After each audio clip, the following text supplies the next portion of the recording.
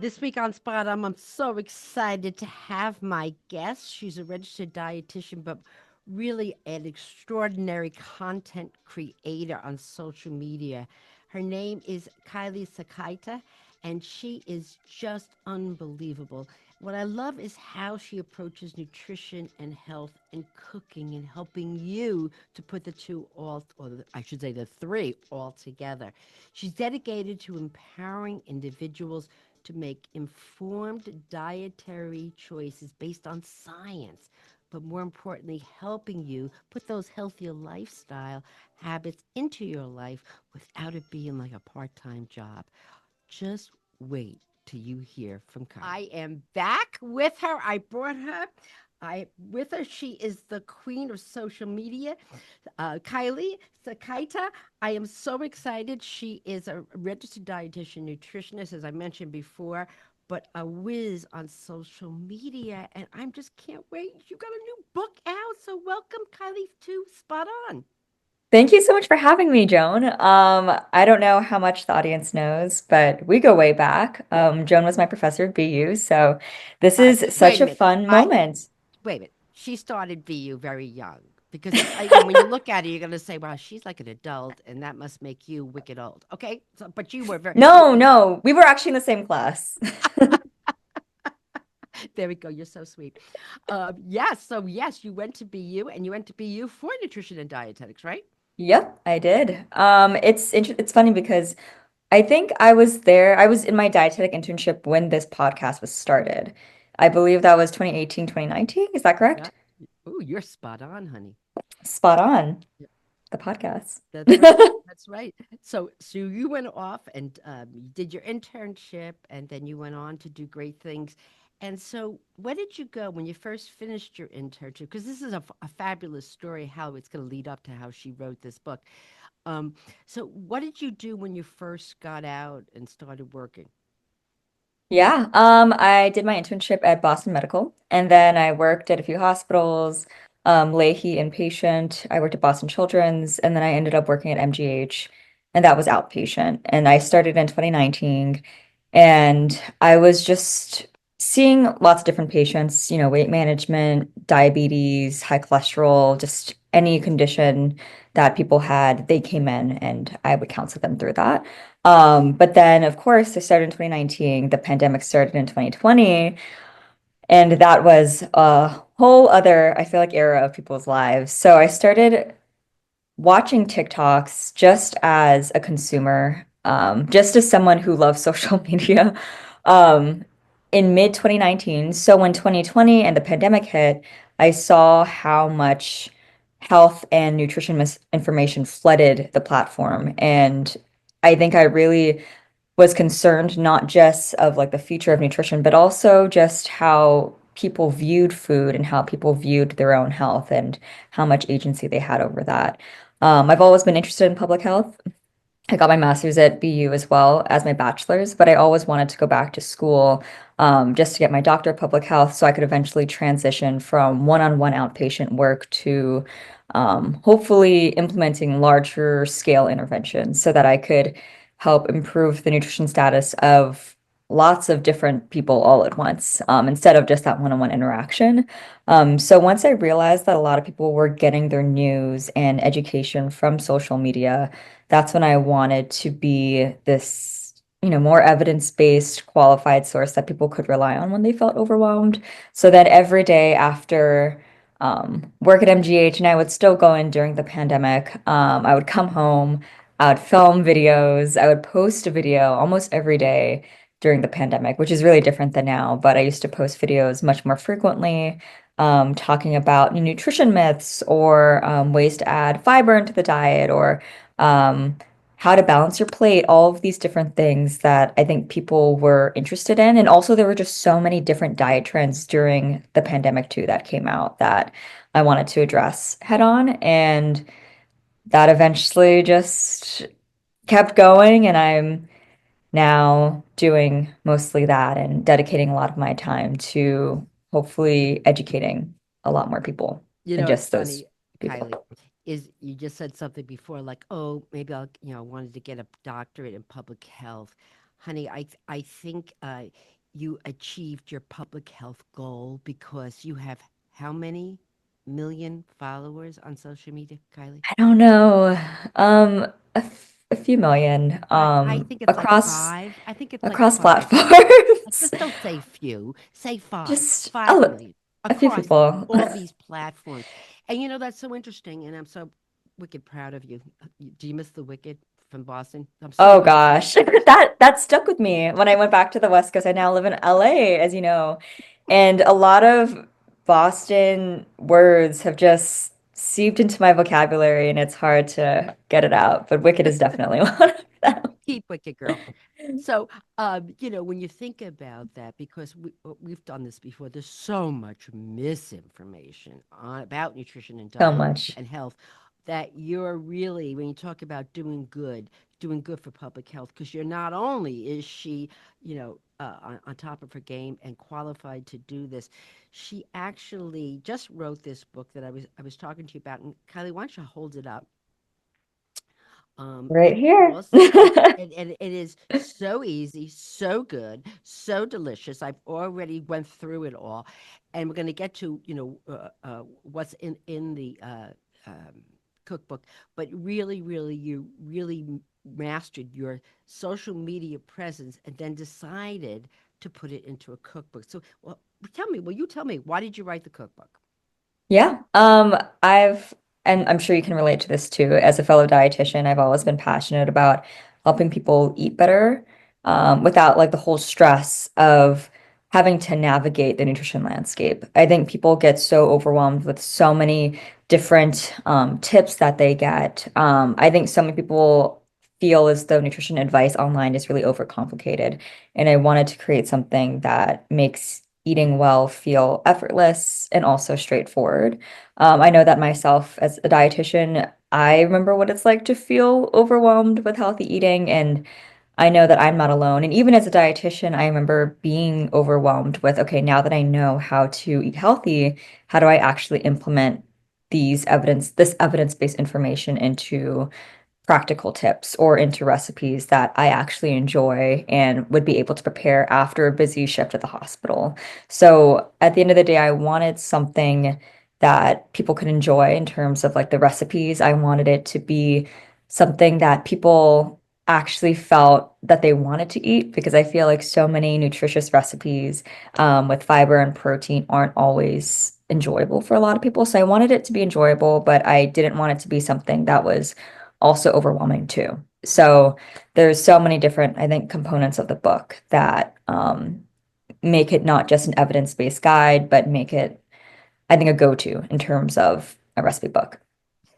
Kylie, I've said this 100 gazillion times. Many, many registered dietitian nutritionists go into this field because there's a backstory. Something has gone on in their life, and they went and through their diet and health and dietary changes, it changed their life. And so, did you want to share with us some of your backstory that sort of got you motivated and probably is one of the reasons why you wrote the textbook? But you tell me. Yeah. And I feel like my story is a little, it's extensive, right? I think a lot of dietitians have a history with food, in terms of them not always having the most straightforward relationship with it. And there are so many different ways in which this can manifest. For me, when I was young, when I was in elementary school, I had ARFID, which I've just briefly talked about on social media. It's not widely recognized. It is a type of eating disorder, but it is very unusual in that it includes sensory sensitivities, it includes extreme pickiness, fear of vomiting and choking. And it really makes food and any eating event such a stressful experience. Right. For those So, that those that don't know what ARFID is avoidant restrictive food intake disorder. yes, And yes. yeah, so go ahead, Kylie. No, thank you for clarifying. That's such an important clarification because even talking to different doctors about this and different therapists, as an adult, just telling them my health history, a lot of people aren't really aware of what it is. Hmm. And it makes sense given that it's not a super common disorder to have, but it is something that happens to a lot of younger girls specifically, but I lost my hunger cues. I felt like I could no longer trust my body and I stopped eating, became malnourished, weak, underweight. I've been hospitalized for um, being malnourished and also being dehydrated because I also didn't really want to drink anything as well. I remember, and it's weird to look back on this because it's so different now, but when I was young and in elementary school, I have this really clear memory of eating my lunch at lunchtime. And it's like my favorite lunch. At this point, it's like a hamburger. It's like a cheeseburger with fries and an orange, and maybe with like a milk or something. And I remember feeling like I really wanted to eat the cheeseburger in a way. I was able to acknowledge that I really liked cheeseburgers, but I think I just felt like I was too scared to eat it because I didn't want anything bad, like choking or vomiting to happen. And I also wasn't super hungry. So I was only able to eat one slice of an orange that lunch, and that's all I ate that day. And it's such a wild thing to look back at, given how much I know now about nutrition and how obviously when you're young, when you're growing, that's obviously not enough nutrition to um, power your body and your brain throughout the day. So it got to a point where I was really malnourished. And a lot of the doctors had no idea what was going on at this point. No one could figure it out. So they sent me to a dietitian who specialized in eating disorders. Um, at the time, they had thought it was anorexia. It wasn't. But that being said, they still prioritized increasing calorie consumption, gaining weight so that I could get those hunger cues back and so that I could physically feel better. And eventually, even though it wasn't anorexia and even though that wasn't um, although they're two very different disorders, I did end up getting my hunger cues back. I felt so much better. I ended up finally gaining weight. And then for the first time in years, I think food no longer held that power over me and controlled every aspect of my life. And I no longer felt as anxious in group settings that involved food. I started to appreciate food a lot more. I started a cooking club in high school, and then I eventually went on to study nutrition science at BU, and got my master's. And I think that was such a transformative experience, even learning about nutrition at BU, because at that point, of course, I was 100%, I was very much recovered, very much in a great place food wise. And I tried so many new foods when I got to Boston. I was able to expand the variety of my diet, given that I've never really been to the East Coast before. I never had lobster before. So BU has a lobster night. That was my first time trying lobster. I was able to really expand on all of these things, but something that I wasn't expecting to learn or understand through my nutrition studies is really a better idea of what had happened when I was younger. So then I remember even my first lecture, the first like intro to nutrition science class, we talked about starvation and how that can lead to ketosis. And Mm-hmm. I remember when I was young and in the hospital, them telling me that they had detected ketones in my urine. At the time, I had no idea what that meant. I still had no idea what that meant until that moment I was sitting in that class, and it kind of dawned on me how serious it was and um, how I really didn't want anyone to have to experience that. So I think from then on, I was able to really understand the importance of nutrition, the importance of food, especially in adolescence, and hopefully be able to help future generations and also people, even who are adults, understand the importance of nourishing your body properly, so that would never happen to them. It's interesting, Kylie. That whole story is so fabulous in that it really brings out your motivation for how you interact on social media, how you talk to your viewers, and then how this book was set up. Like I'll say to my current students at BU, oh, Kylie, she's great. And they'll say, oh, I follow her all along. Oh, she's Oh my great. gosh. Because she's so nice and she's just so easy to listen to. So in other words, it's like you went in to do this because you didn't want others to have to suffer or what you went through, and now you're helping others. And now you wrote the cookbook. So tell me how this cookbook is different, maybe from other cookbooks. Yeah.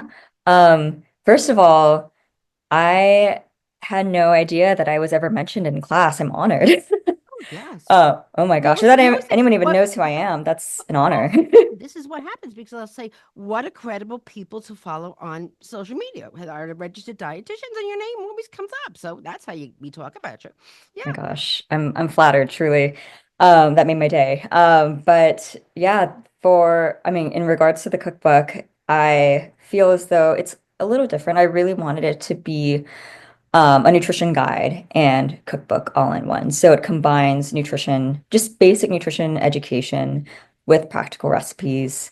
I pushed hard for a nutrition 101 section, and that includes like evidence-based information on carbs, protein, fat, fiber, hydration, why each is important, what to eat more of, how to incorporate everything into the diet easily. Just because I feel like that gets really mixed up.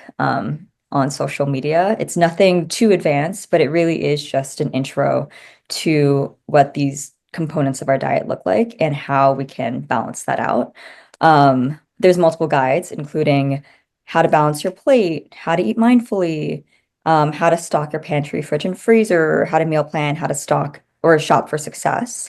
And on top of that, every recipe of course, there's, snacks too. But lots of the recipes have a balanced mix of protein, carbs, healthy fats, and fiber for ultimate nourishment and satisfaction. And that's also something that I realized I struggled with was being able to be like, okay, I have enough protein, I have enough of, starch. Like a starchy carb, I have enough fiber. So a lot of these recipes emphasize that fiber protein element to it. And it's not going to be just like a really small, low calorie meal that I think a lot of healthy cookbooks push. It's really going for, again, a nourishing meal. And there's also evidence-based nutrition tips and info throughout the book on lots of hot topics like raw milk, gluten, processed foods. A lot of these or the term superfoods even, there's a lot of different discussion on social media about different nutrition topics, and this book also addresses that as well. I feel like this cookbook also makes healthy eating just simple and accessible. It really is a book for people who don't really love to cook. And that sounds weird because I feel like so many people out there are foodies and want to try something so creative or something that is really elevated or something that's really complex. But this book is truly simple. It's supposed to make sure that eating well, or it's supposed to show that eating well doesn't have to be overwhelming.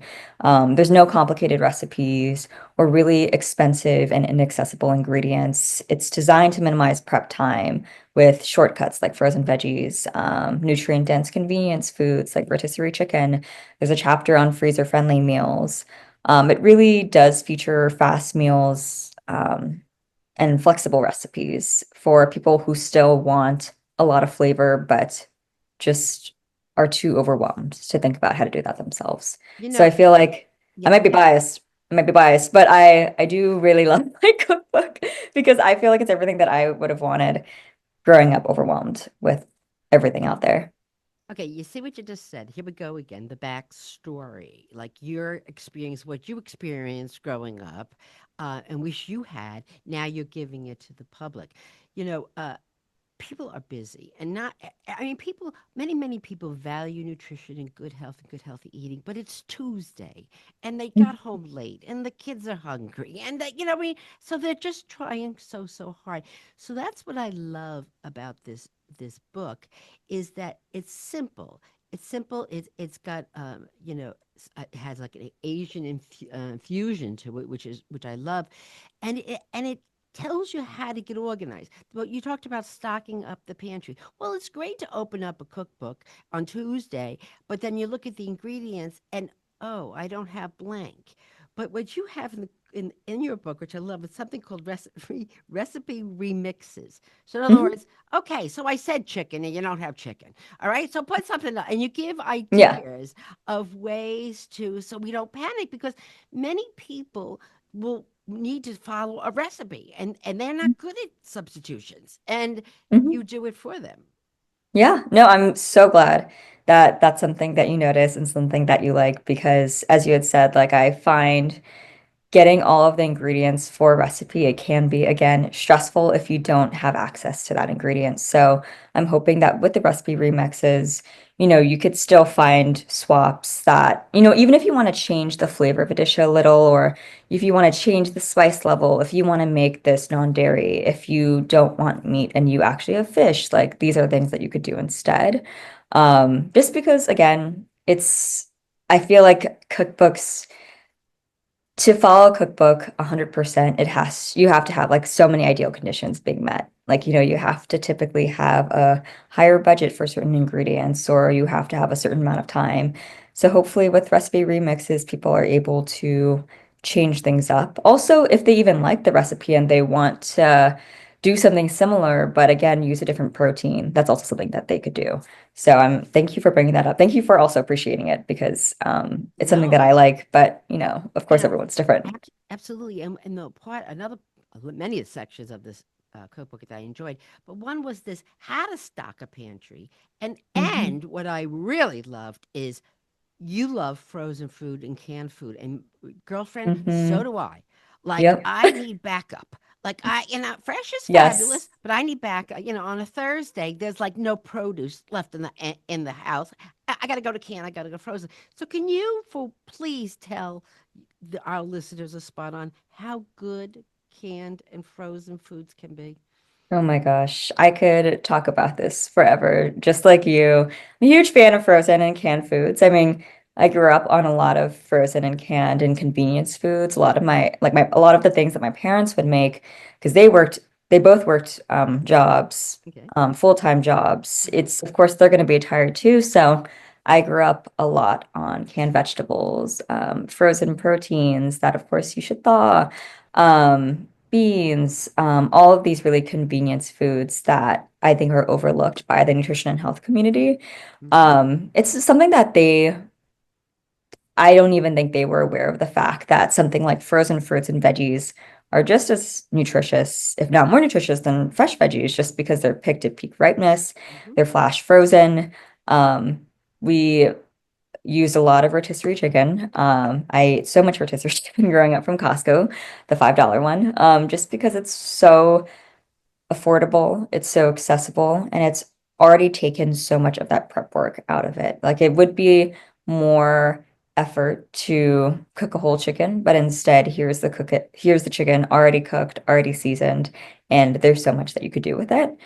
So I think that there's this outdated idea that fresh is always better, but in reality, I think fresh, frozen, canned, all of these convenient options have a place in the diet because that helps make healthy eating much more accessible. And it also helps reduce food waste too. I think so many people can relate to the experience of buying that huge bag of spinach at the beginning of the week and then only using like a handful of it and then having it left over.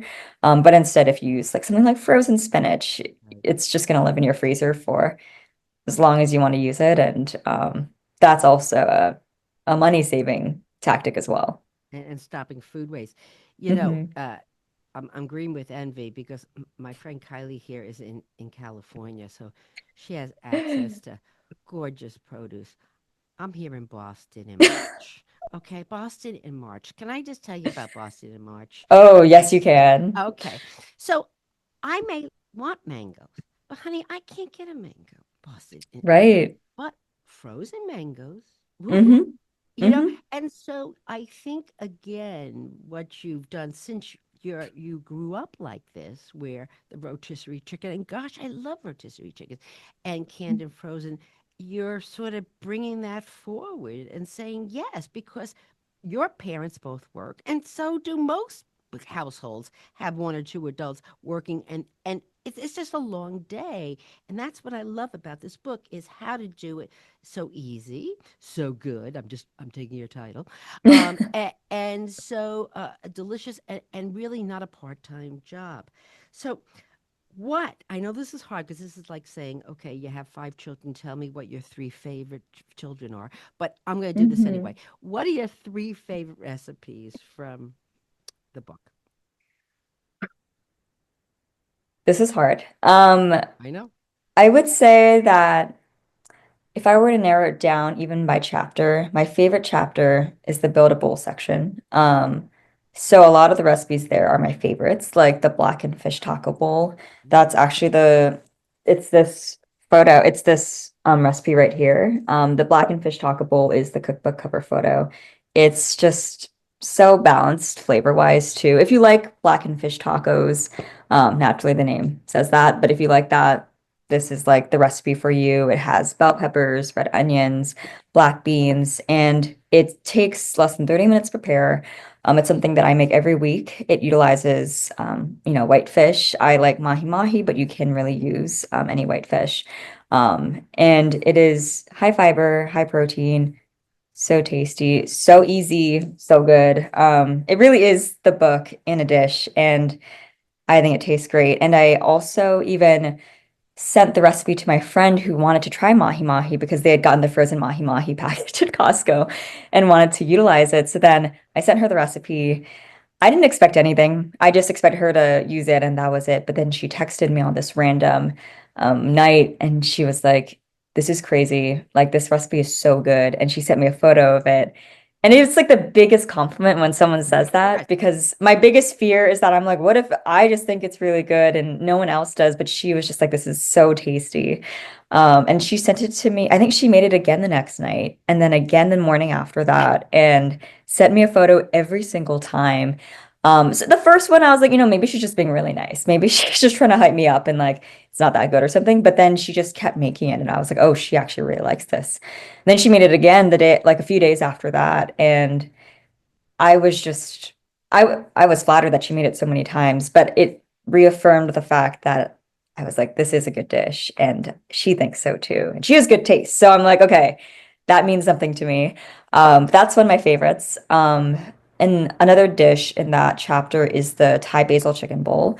Ooh. It's an easier, more accessible version of a really popular Thai dish, but it has a lot of bold flavors. It can be made less or more spicy depending on your preference. It's a very like a lower and saturated, yet very rich dish with a lot of veggies. And again, it's Asian inspired, which I absolutely love. There's also the Korean barbecue beef bowl with kimchi. That's Ooh. also something Ooh. I want to make that tonight now that I've thought about it. Like now that I've thought about it again, I make it really often, but I just got back from this trip and it's something that I often crave. But if I were to do something sweet, I love the chocolate tahini brownies. It is Oh gluten, boy. There you it's go. You got me. anything chocolate. It's gluten free. I'm not gluten free, but it's gluten free. It's delicious. But I hate when something's gluten free and you could taste that it's gluten free and you're like, oh, it doesn't taste good. But this one, you can't even tell. It is truly like I'm not even a gluten-free person saying that you can't tell. I'm someone who loves gluten. I had a bread birthday party. I love bread, but yet I can't actually tell, and it's delicious. It is just like the perfect sweet brownie with a touch of savory tahini. I remember shooting the brownie on set with the food stylist, with the photographer, for the cookbook, and the entire the entire staff on set absolutely demolished the brownies. And I really actually wanted to take leftover brownies. But they ate it all. So, Okay. I Yeah, mean, which was a great compliment. I It's think that's good, called but eating the props. You I know what I mean? Yeah. know I mean, all it's right. good. But thank God they got some good shots in before they ate them all. They did. They That's good. did.